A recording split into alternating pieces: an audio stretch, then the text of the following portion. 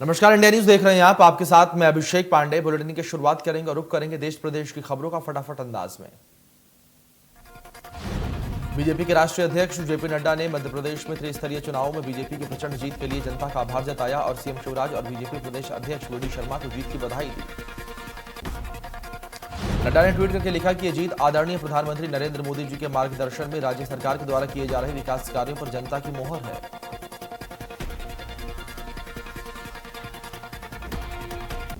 चिकित्सा शिक्षा मंत्री विश्वास सारंग ने जिला पंचायत चुनावों में बीजेपी को मिली जीत पर जनता का आभार व्यक्त किया। वहीं पूर्व सीएम दिग्विजय सिंह का तंज कसते हुए कहा कि दिग्विजय ने लोकतंत्र को तार-तार किया। मध्य प्रदेश के चिकित्सा शिक्षा मंत्री विश्वास सारंग ने कांग्रेस की अंतरिम अध्यक्ष सोनिया गांधी को पत्र लिखा। मंत्री सारंग ने लिखा कि इस लोकतंत्र की प्रक्रिया को शर्मसार करने का काम कांग्रेस ने किया है। दिग्विजय सिंह के नेतृत्व में जिला पंचायत का चुनाव रोकने के लिए गुंडागर्दी की गई। चुनाव रोकने का पूरा प्रयास किया गया। सैकड़ों की भीड़ जमाकर कानून को हाथ में लेने का काम किया गया। सारंग ने कहा कि मेरे साथ दिग्विजय सिंह ने बदतमीजी की है। इससे पहले भी पैरामेडिकल जवान के साथ गुंडागर्दी करने की तस्वीर सामने आई है। कटनी में जिला पंचायत अध्यक्ष और उपाध्यक्ष का चुनाव हुआ, जहां पर कांग्रेस का सूपड़ा पूरी तरीके से साफ हो गया है। जिला पंचायत अध्यक्ष सुनीता मेहरा जो कि महिला अनुसूचित जाति से आती हैं, वहीं जिला पंचायत उपाध्यक्ष अशोक विश्वकर्मा निर्विरोध जीते। इसकी जिम्मेदारी विधायक सज्जन सत्येंद्र पाठक को दी गई है। जिले में बीजेपी ने निर्विरोध से फॉर्मूले पर 100% चुनाव में सफलता हासिल की है। खंडवा में जिला पंचायत के अध्यक्ष और उपाध्यक्ष पद पर बीजेपी ने जीत का परचम लहराया है। हालांकि सदस्यों का बहुमत होने के बावजूद कांग्रेस ने बीजेपी को कड़ी टक्कर दी। वहीं वन मंत्री विजय शाह के बेटे यहां से उपाध्यक्ष पद के लिए मैदान में उतरे थे और उनके बेटे के पक्ष में फैसला आया। मध्य प्रदेश के गृह मंत्री नरोत्तम मिश्रा ने दिग्विजय सिंह पर जमकर निशाना साधा है। उन्होंने कहा है कि दिग्विजय सिंह जैसे मित्र हों तो शत्रु की जरूरत नहीं है। पहले कमलनाथ ने देखा और फिर सुरेश पचौरी ने भी देखा। वहीं नरोत्तम मिश्रा ने कमलनाथ पर जमकर तंज कसा और कहा है कि योद्धा युद्ध में डटे हैं और सेनापति गायब है। कमलनाथ महात्मा गांधी के सपने को पूरा कर रहे हैं और कांग्रेस को खत्म करने का काम कर रहे हैं। कांग्रेस नेता कमलनाथ ने केंद्र सरकार पर जमकर निशाना साधा। उन्होंने युवाओं की नौकरी देने पर कहा है कि केंद्र सरकार ने इस हफ्ते संसद के पटल पर जो आंकड़े रखे हैं, इससे पता चलता है कि इच्छुक नौजवानों को अब नौकरी पाने की इच्छा छोड़ देनी चाहिए। रायपुर में आयोजित कांग्रेस के नेशनल कॉन्क्लेव में मुख्यमंत्री भूपेश बघेल ने कहा है कि देश देख रहा है कि गुजरात मॉडल का क्या हश्र हुआ है। आज 9 साल बाद कोई गुजरात मॉडल की चर्चा नहीं करता। रायपुर में बीजेपी के राष्ट्रीय प्रवक्ता सुधांशु त्रिवेदी ने प्रेस कॉन्फ्रेंस की। इस दौरान उन्होंने कहा कि स्वतंत्रता का अमृत महोत्सव वर्ष मनाया जा रहा है। आदिवासी महिला राष्ट्रपति बनी है, ये सुखद संयोग है। इस दौरान उन्होंने कांग्रेस पर भी निशाना साधा। उन्होंने कहा कि दिल्ली में कांग्रेस की तरफ से विष उगला जा रहा है। छत्तीसगढ़ में दिन प्रतिदिन कानून व्यवस्था बिगड़ती जा रही है। देश की आजादी की 75वीं वर्षगांठ पर बीजेपी आजादी के अमृत महोत्सव मना रही है। इसके तहत 13 से 15 अगस्त तक हर घर तिरंगा अभियान चलाया जाएगा और लोगों को राष्ट्रीय ध्वज संहिता के बारे में भी जागरूकता दी जाएगी।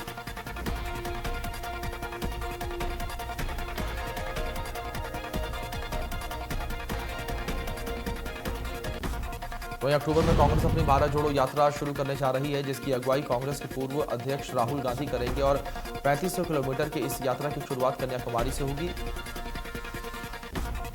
कांग्रेस इस यात्रा के जरिए न सिर्फ राजनीतिक तौर पर कोई अपनी जमीन तलाशने की कोशिश करेगी, बल्कि मोदी सरकार की विफलताओं को जनता के सामने रखेगी। कांग्रेस का कार्यक्रम पूरे देश में आयोजित किया जा रहा है। विधानसभा में 75 किलोमीटर पैदल यात्रा पदाधिकारियों की तरफ से निकाली जाएगी। मध्य प्रदेश के सभी जिलों में 75 किलोमीटर की पदयात्रा की जाएगी और 9 अगस्त से 15 अगस्त तक ये पदयात्रा चलेगी। प्रदेश और केंद्र सरकार की नीति के खिलाफ कांग्रेस की पदयात्रा चलेगी।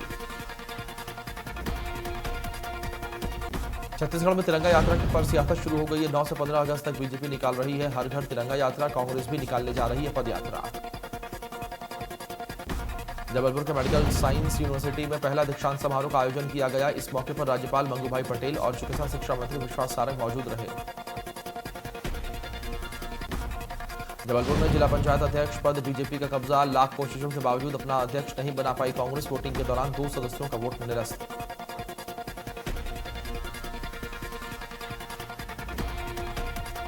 भोपाल में जिला पंचायत के चुनावों में हार पर कांग्रेस का एक्शन, 4 सदस्यों को कांग्रेस ने पार्टी से किया बाहर। कांग्रेस अध्यक्ष पद की अधिकृत प्रत्याशी के विरोध में काम करने पर कार्रवाई, पार्टी की प्राथमिक सदस्यता से 6 वर्ष के लिए किया गया निष्कासित। मध्य प्रदेश परिवहन विभाग ने प्रदेश में सभी क्षेत्रीय परिवहन अधिकारियों को निर्देश दिए हैं कि वे स्कूल ट्रांसपोर्ट मैनेजरों के साथ बैठकर सुप्रीम कोर्ट की गाइडलाइन के सभी 15 बिंदुओं का पालन करें। वहीं राज्य सरकार स्कूली बच्चों की सुरक्षा को लेकर बहुत गंभीर है। सीएम शिवराज और विभागीय मंत्री गोविंद सिंह राजपूत ने भी स्पष्ट निर्देश दिए हैं कि स्कूली बच्चों की सुरक्षा को लेकर कोताही बर्दाश्त नहीं की जाएगी।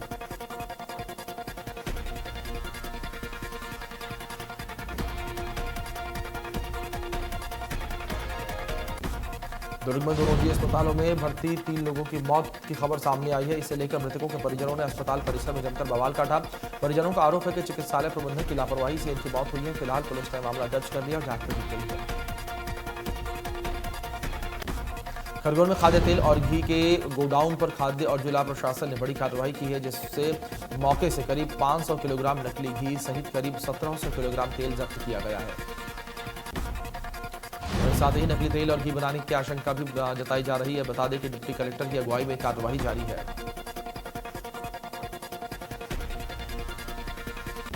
बलरामपुर में पिछड़ी जनजाति के युवक युवतियों को रोजगार मुहैया करवाने के लिए विशेष अभियान की शुरुआत की गई है। अभियान को गति देने के लिए कलेक्टर और सीईओ खुद जाकर पिछड़े इलाकों का भ्रमण कर रहे हैं।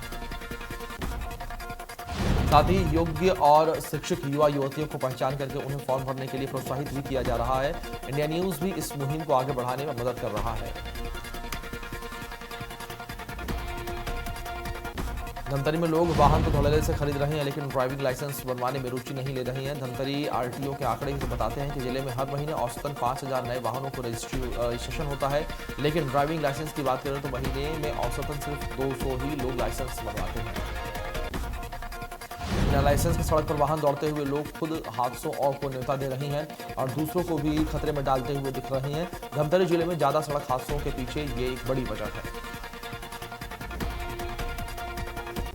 बुधनी के दिगबर वाटरफॉल में एक युवक पिकनिक मनाने के लिए गया हुआ था, जहां पर उसके डूबने से मौत हो गई है।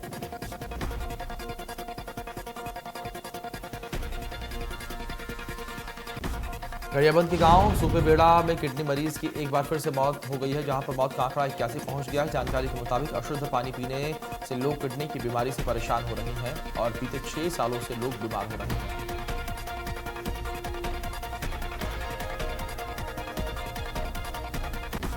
महासमुंद में शिक्षकों ने स्कूल की तस्वीर बदल दी है। शिक्षकों ने अपना वेतन खर्च करके बच्चों को आधुनिक शिक्षा दे रही हैं और क्लासरूम को कंप्यूटरीकृत बनाया गया है ताकि बच्चों को अच्छी शिक्षा मिल सके। कोरिया में नेशनल हाईवे 43 के चर्चा का थाना क्षेत्र में एक अज्ञात वाहन ने युवक को टक्कर मार दी। हादसे में युवक की मौके पर ही मौत हो गई।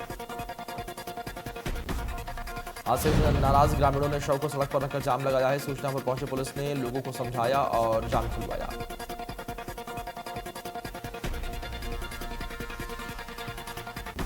मध्य प्रदेश के रतलाम मेडिकल कॉलेज में रैगिंग का मामला सामने आया है, जिसके बाद वायरल वीडियो से हड़कंप मच गया है। वीडियो में जहां आधा दर्जन से ज्यादा सीनियर से जूनियर स्टूडेंट्स की रैगिंग करते हुए नजर आ रहे हैं।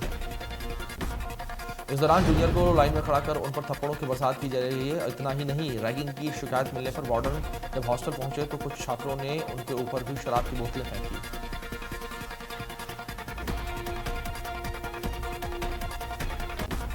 बलरामपुर से बाहर गई एक महिला पर भालू ने हमला कर दिया, जिससे महिला बुरी तरीके से घायल हो गई है। घायल हालत में महिला को अस्पताल में भर्ती करवाया गया, तो वहीं इलाज के दौरान महिला की मौत हो गई। ये मामला शंकरगढ़ थाना क्षेत्र का बताया जा रहा है।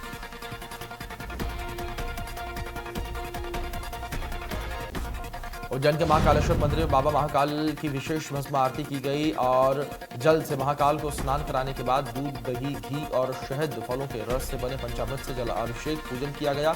भस्म आरती में बड़ी संख्या में श्रद्धालुओं ने बाबा महाकाल के आशीर्वाद लिया।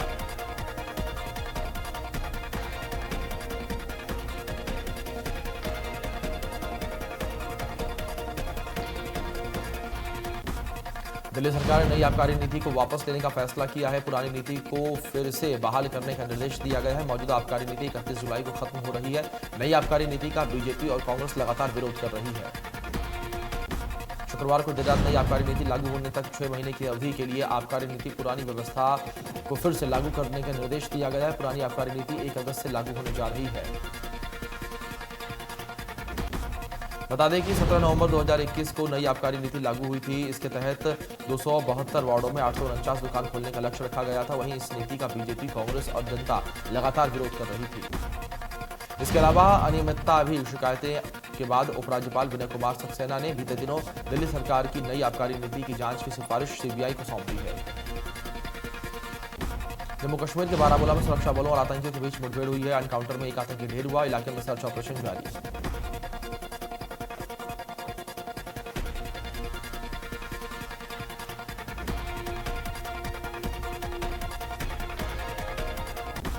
श्रीगंगानगर पुलिस को बड़ी कामयाबी मिली है। फिरौती की रकम लेने आए 2 बदमाश गिरफ्तार कर लिए गए हैं। तीसरा आरोपी फरार।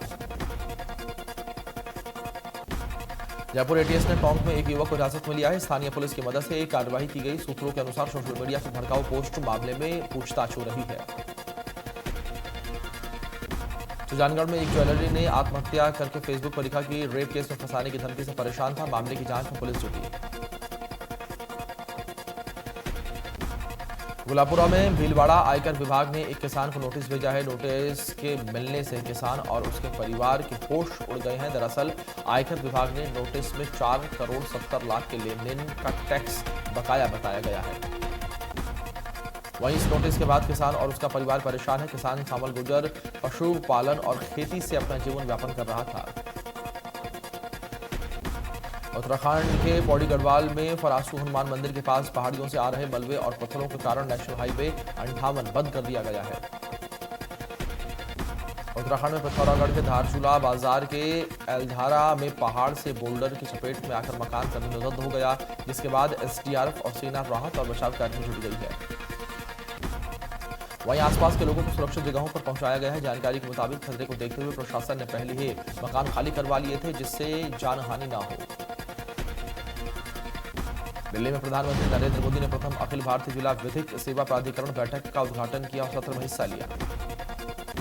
इस मौके पर भारत के मुख्य न्यायाधीश एनवी रमन्ना और केंद्रीय कानून मंत्री किरण रिजिजू भी मौजूद रहे। इस मौके पर पीएम मोदी ने कहा है कि यह समय हमारी आजादी के अमृतकाल का है। यह समय उन संकल्पों का समय है जो अगले 25 वर्षों में देश नई ऊंचाइयों पर लेकर जाएगा। कांग्रेस सांसद अधीर रंजन चौधरी ने राष्ट्रपति द्रौपदी मुर्मू से अपनी उस टिप्पणी के लिए माफी मांग ली है जिसमें उन्होंने राष्ट्रपति को राष्ट्रपत्नी कहकर संबोधित किया था। अधीर रंजन ने राष्ट्रपति को चिट्ठी लिखी और कहा कि राष्ट्रपति पद के लिए भूलवश एक गलत शब्द का इस्तेमाल किया। उन्होंने कहा है कि आपको विश्वास दिलाता हूं कि इस जुबान फिसलने के कारण हुआ है। उन्होंने लिखा कि इसके लिए मैं माफी मांगता हूं और आपसे आग्रह करता हूं कि आप इसे स्वीकार करें। बंगाल में शिक्षा भर्ती घोटाले में आरोपी अर्पिता मुखर्जी ने एक और ठिकाने पर ईडी ने छापा मारा है। फिलहाल छापे में ईडी को क्या कुछ बरामद हुआ, ये साफ नहीं हो पाया है। बता दें कि अर्पिता मुखर्जी शिक्षक घोटाले के आरोपी पार्थ चटर्जी की करीबी हैं। अर्पिता 2 घरों पर ईडी पहले ही छापे मार चुकी है, जिनमें से 1 से 29 करोड़ रुपए बरामद हुए। साथ ही सोने और सोने के गहने भी बरामद हुए हैं। अब तक कुल 50 करोड़ से भी अधिक का कैश बरामद किया जा चुका है। देश के कई राज्यों में भारी बारिश का दौर जारी है। यूपी, बिहार, झारखंड, बंगाल, हिमाचल प्रदेश समेत विभिन्न इलाकों में बारिश हुई। वहीं दिल्ली एनसीआर के कुछ हिस्सों में आज सुबह जमकर बारिश हुई। मौसम विभाग के मुताबिक बिहार में 3 अगस्त तक लगातार बारिश होने की उम्मीद है। आज पटना, पश्चिमी और पूर्वी चंपारण, सिवान, गोपालगंज, सीतामढ़ी, मधुबनी, मुजफ्फरनगर, दरभंगा, वैशाली में अच्छी बारिश के आसार हैं। बिहार के बाकी हिस्सों में भी हल्की बारिश, मध्यम वर्षा का अनुमान है और ऐसे में झारखंड के कई इलाकों में बारिश की संभावना है। राजस्थान में बारिश का दौर जारी है। बीते 24 घंटों में राज्य की कई जगहों पर भारी वर्षा हुई है। जयपुर, जोधपुर, हनुमानगढ़ इलाकों में अच्छी बारिश दर्ज की गई। साथ ही हिमाचल प्रदेश, हरियाणा के कुछ हिस्सों में भी, पश्चिम बंगाल की राजधानी कोलकाता समेत कुछ इलाकों में बारिश जो है देखने को मिली। इसके अलावा पंजाब, मध्य प्रदेश, छत्तीसगढ़, झारखंड, उत्तर प्रदेश, ओडिशा में हल्की से मध्य बारिश हुई है और कई जिलों में भारी बारिश की आशंका जताई जा रही है। कुछ जिलों में बूंदाबांदी और मध्य बारिश की संभावना। मौसम विभाग ने कई जिलों में चमक के साथ बिजली गिरने का अलर्ट जारी किया है। वहीं लोगों को सावधानी बरतने की अपील की है। मध्य प्रदेश के कई जिलों में आसमान फिर से जो है बादल छाए हुए हैं। 30 जिलों में मूसलाधार बारिश का खतरा है। कुछ इलाकों में बाढ़ आ सकती है। निजी मौसम एजेंसी स्काईमेट के मुताबिक शनिवार को जम्मू कश्मीर, उत्तराखंड, पंजाब, उत्तर प्रदेश, पश्चिम बंगाल, सिक्किम, असम, मेघालय, मध्य प्रदेश, मध्य महाराष्ट्र और कर्नाटक के कुछ हिस्सों में हल्की से मध्य बारिश हो सकती है।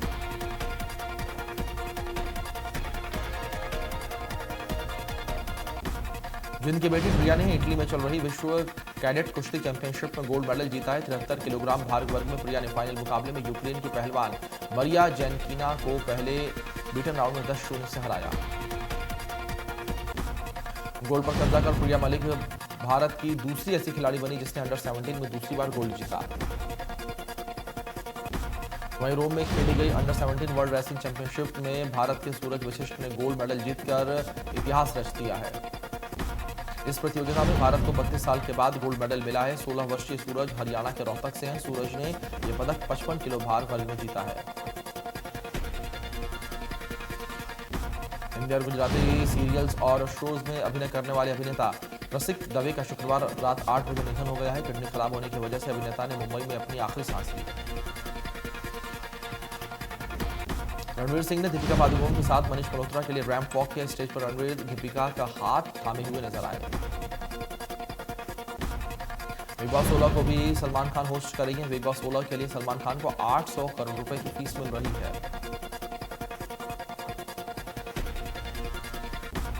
समर की एक्स गर्लफ्रेंड नंदू यानी कि अनाथा जल्द ही शादी के बंधन में तो बनना चाहती हैं, जिसके लिए वो मिस्टर राइट को खोजने के लिए लग गई हैं। 9 साल तक चला एकता कपूर का लोकप्रिय शो कहानी घर घर की एक बार फिर से छोटे पर्दे पर वापसी करने जा रहा है। इस बार यह टीवी की जगह OTT पर दिखाया जाएगा। टीवी एक्ट्रेस श्रद्धा आर्या और एक्टर अर्जुन बिजलानी ने करण जौहर के साथ तस्वीर शेयर की। इन तस्वीरों को लेकर दर्शक तरह तरह के कयास लगा रहे हैं। सीक्रेट ऑफ द कोहिनूर नाम की डॉक्यूमेंट्री सीरीज में एक्टर मनोज वाजपेयी होस्ट की भूमिका में दिखेंगे। शो में कांग्रेस के बड़े नेता शशि थरूर कोहिनूर की अनकही दास्तां सुनाएंगे। शो 4 अप्रैल को डिस्कवरी प्लस पर रिलीज होगा।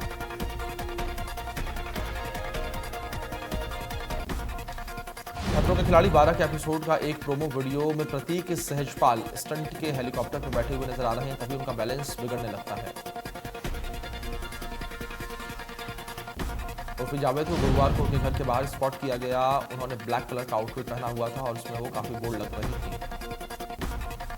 अनुपमा शो में अनुपमा और अनुज की जोड़ी लोगों को पसंद आती है। वहीं हाल ही में खबर आई है कि अनुज का किरदार खत्म होने वाला है, जिससे फैंस दुखी हैं। भोपाल में बीजेपी विधायक रामेश्वर शर्मा के खिलाफ कांग्रेस का प्रदर्शन। कांग्रेस मीडिया विभाग उपाध्यक्ष संगीता भोपाल। संगीता शर्मा ने आरोप लगाते हुए कहा है कि रामेश्वर ने महिला सदस्य का हाथ पकड़कर अंदर ले गए और जब पुलिस का काम रामेश्वर शर्मा कर रहे हैं। प्रधानमंत्री नरेंद्र मोदी की अध्यक्षता में आयोजित ऊर्जा महोत्सव में सीएम भूपेश बघेल शामिल हुए। वीडियो कॉन्फ्रेंसिंग के माध्यम से सीएम भूपेश बघेल जुड़े। इस मौके पर मुख्य सचिव श्री अमिताभ जैन, सांस्कृतिक विभाग के सचिव श्री अम्बलगंज पी, ऊर्जा मंत्री के सचिव श्री अंकित आनंद समेत कई अधिकारी मौजूद रहे। इंदौर युवती की शिकायत पर शादी में झांसा देकर दुष्कर्म के आरोपी को गिरफ्तार किया गया। जानकारी के मुताबिक युवती कॉल सेंटर में काम करती है और एक जिम में दोनों की मुलाकात हुई थी। विजयनगर थाना क्षेत्र का पूरा मामला।